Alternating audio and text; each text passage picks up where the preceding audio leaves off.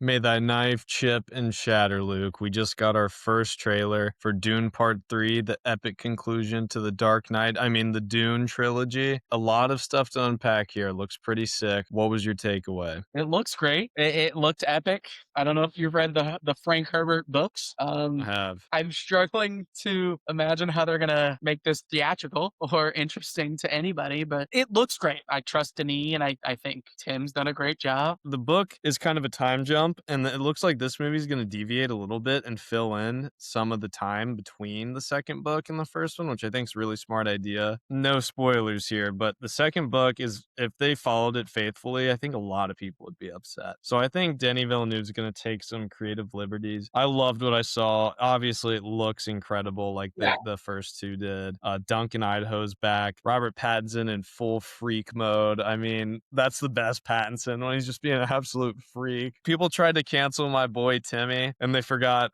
one thing about my boy Timothy Chalamet. You want to know what it is?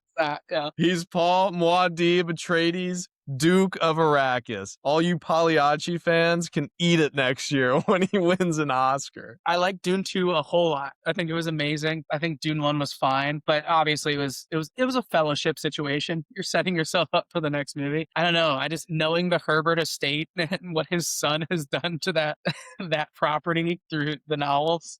I'm worried, but Denis is a master filmmaker, so I'm sure it'll be awesome. And the trailer looks fantastic, but I'm skeptical, but excited. I honestly could just not see any more promotional material for this movie, and I'm sold. I think that it's really telling that every change he's made to the first Dune story, they've all been for the better. Like, every creative liberty he took made the story make more sense. Like, Chani being at odds with Paul at the end of the last movie, it gives her way more depth than she ever had in the Yeah. books. And just the idea that his sister, who Anya Taylor-Joy's playing, she looks sick. That's going to be cool to see that character come to fruition. But Yeah. in the book, she's a little float. She's a baby that talks. And in the movie, they're like, well, maybe just keep her in her mom's belly, which is also, I think, a really smart decision. The cynic in me wants to be like, I don't know about this. But then I see Timmy and Anya Taylor-Joy and Florence Pugh and Robert Pattinson. Like, these are the greatest actors of the generation. Like, what more could I possibly hope for? Dude, this movie's gonna rule. They're fighting space samurais in one of the scenes. Javier Bardem is killing space samurais. It's gonna be the coolest movie of all time.